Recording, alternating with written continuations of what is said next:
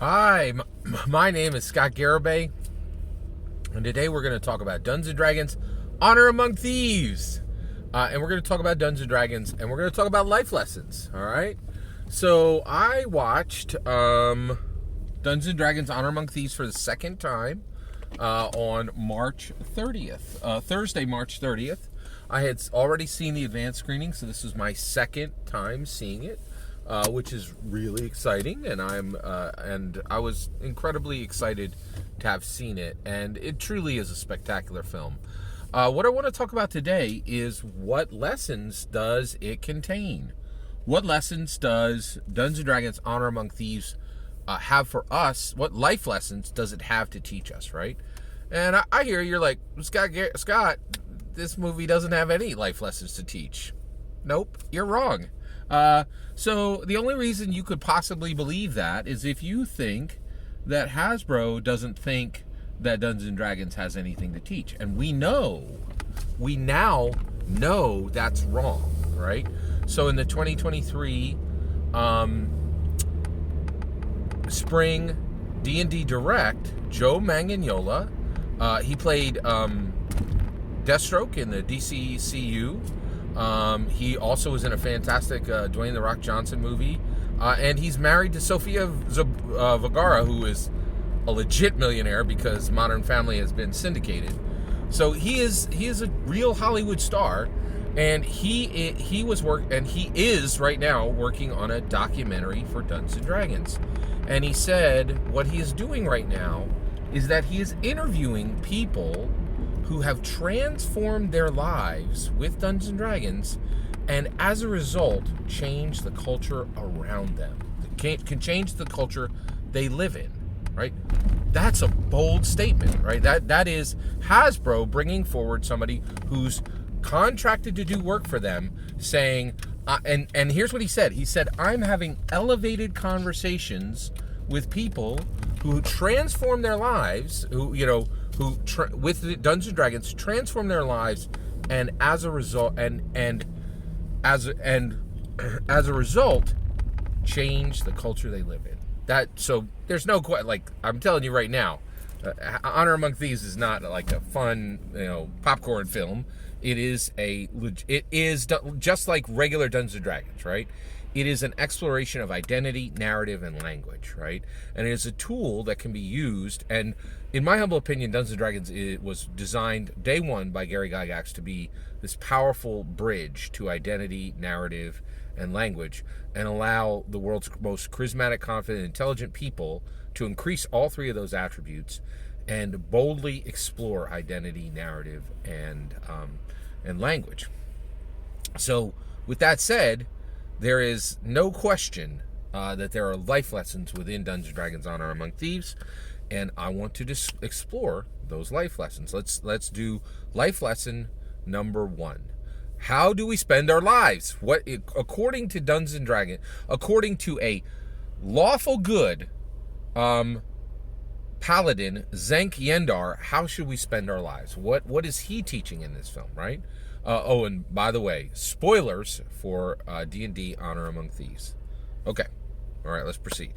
All right, so Xenk Yendar, there's this fantastic scene where, okay, so at this point, Eggen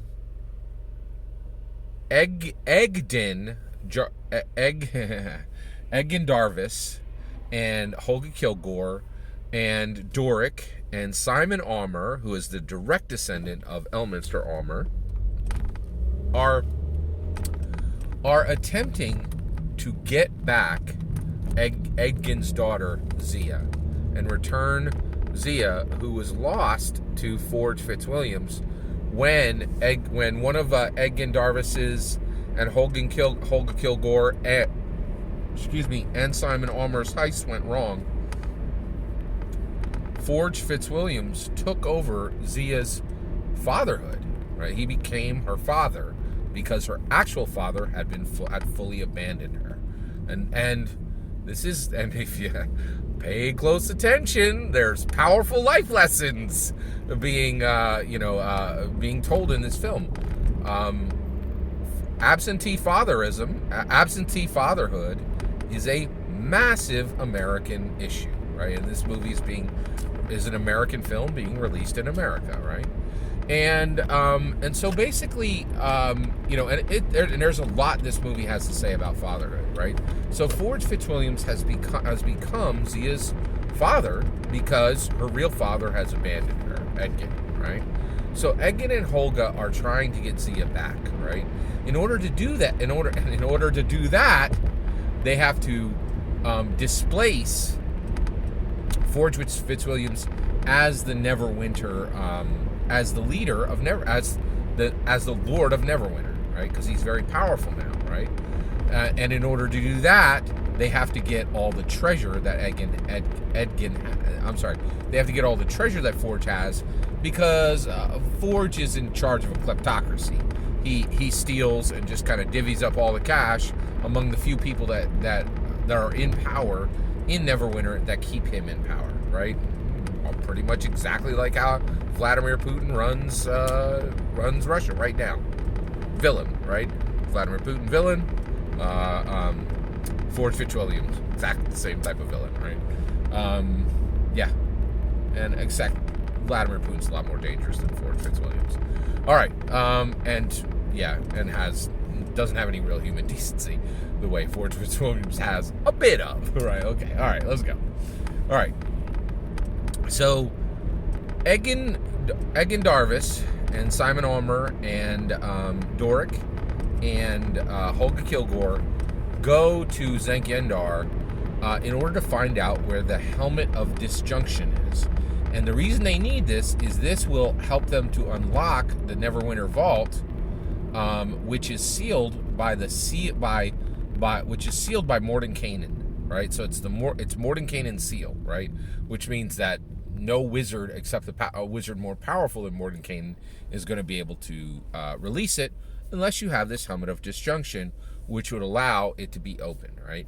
So Egan Darvis goes to Xenk Yendar, this human, Xenk Yendar is a human with longevity, so he's like, I think he's 300 years old, right?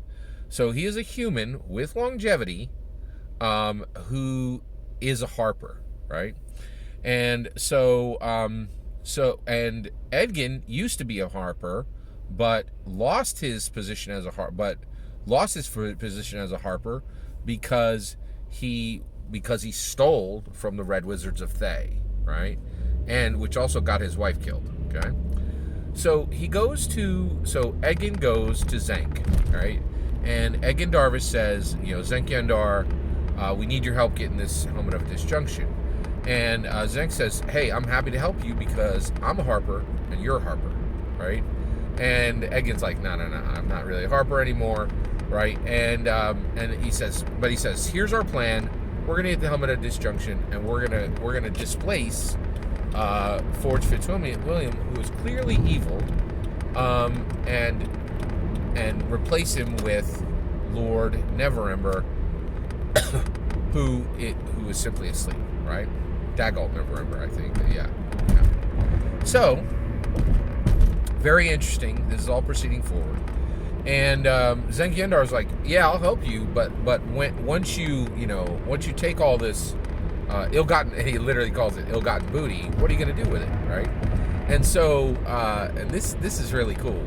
So, basically, so at that point, Edgin Darvis says,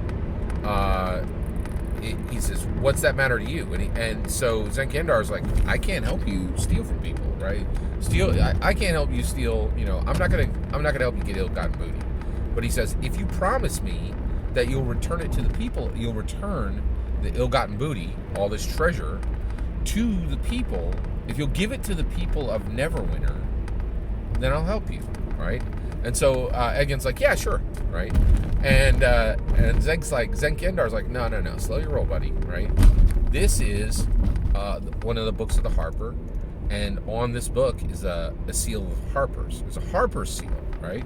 I want you to swear to me with your hand on this, and actually what's really interesting is the oath is taken exactly the way the oath is taken when the U.S. president swears on a Bible, right? So like this is a solemn oath, right?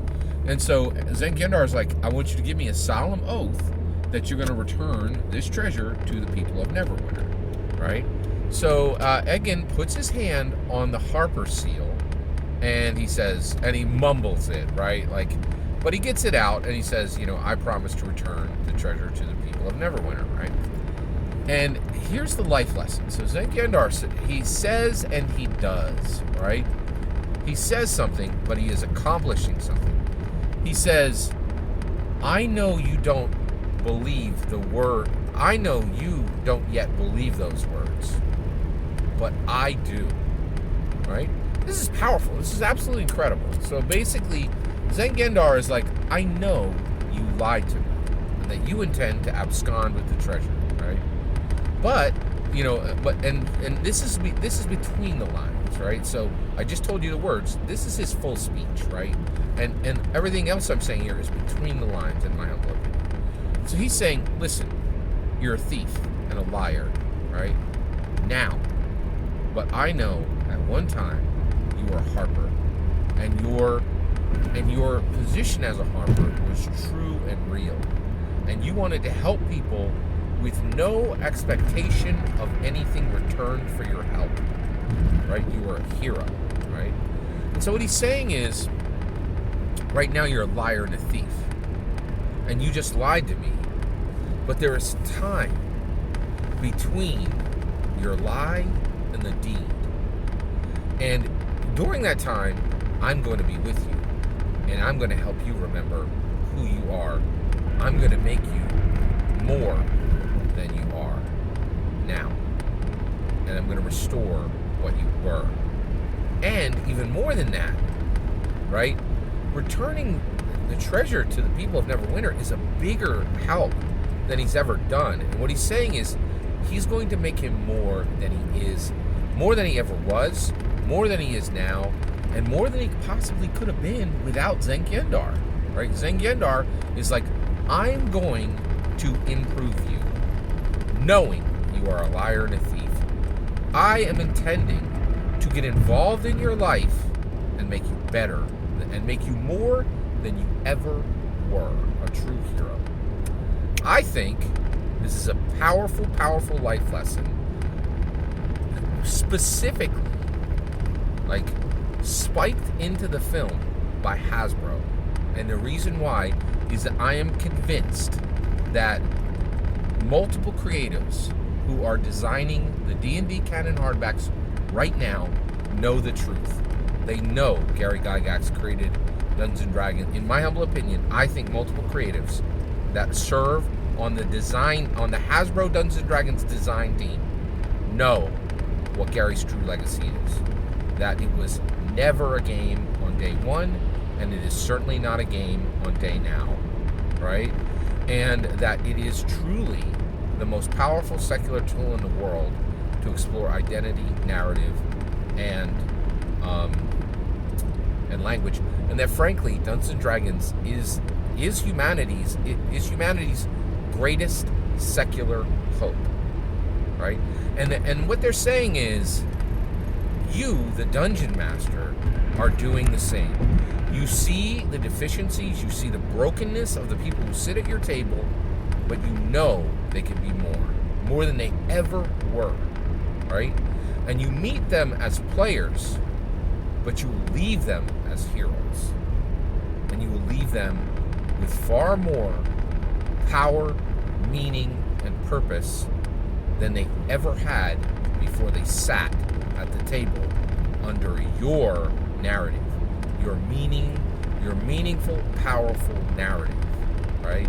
And that the identities that you give to them and that they take and make their own will cause them to have new language to speak to catalysts and elements of this world that they never expected. Dungeons & Dragons Honor Among Thieves is a rock-solid, powerful, direct continuation of the work Gary Gygax set into place on that fateful day in 1974. And here in 2023, you are seeing Gary's next step, accomplished by the Hasbro design team, assisted by Daly and Goldstein, the brilliant directors of this film. Every single word of that is my humble opinion. What's important is when I get to hear your humble opinion, when you get in the comments and send your traffic. Please consider liking and subscribing, and have a wonderful millennium.